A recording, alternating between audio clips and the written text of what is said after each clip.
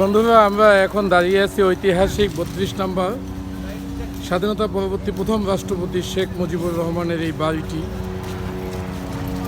আপনারা জানেন, বৈষম্য বিরোধী ছাত্র আন্দোলনের পরে এই বাড়িটি বুলডোজার দিয়ে ভেঙে দেওয়া হয়, গুড়িয়ে দেওয়া হয়, পুড়িয়ে দেওয়া হয়।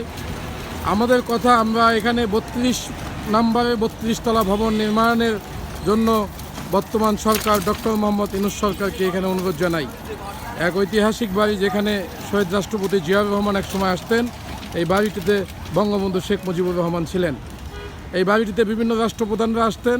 এই বাড়িটি এভাবে ভেঙে রাখলে আসলে আমাদের ইতিহাসটিকে সত্যি বিকৃত একটি ইতিহাস মনে হয়। বাঙালি জাতির কাছে আমাদের ছোট্ট জাতি মনে হয়। এই পুরনো বাড়িটি সত্যি দেখতে আমাদের খুব খারাপ লাগে, খুব কষ্ট লাগে। এই বাড়িটিতে ৩২ তলা নির্মাণ করে ১৯৭১ সালের শহীদ ২৪-এর শহীদ পরিবারকে কিছু ফ্ল্যাট নির্মাণ করে একবারে চিরতরে দিয়ে দেওয়া হোক। এখানে স্কুল, কলেজ, বিশ্ববিদ্যালয় নির্মাণ করে মসজিদ, মাদ্রাসা নির্মাণের মাধ্যমে এই জায়গাটিকে স্মরণীয় করে রাখা হোক। প্রয়োজনে ডক্টর ইউনূস সাহেব এই বিষয়টি গণপূর্ত উপদেষ্টা আদিলুর রহমানের সাহেবের সাথে পরামর্শ করুন। করে এই বিষয়ে আমার কথা, এই বাড়িটি যিনি শেখ মুজিব কন্যা শেখ হাসিনার সাথেও আমরা কথা বলেছিলাম, ৩২ তলা নির্মাণের পরিকল্পনা আমরা তাকে জানিয়েছিলাম।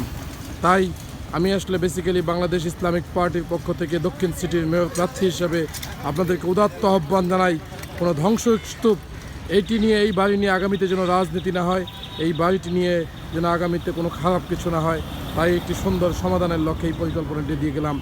আপনারা দেখেছেন ২০ বছর আগে দেশে বাংলাদেশ আওয়ামী লীগ সরকার এসেছিল, ২০ বছর দাপট করেছে। আজকে তারা সত্যি খুব বিপদে আছে।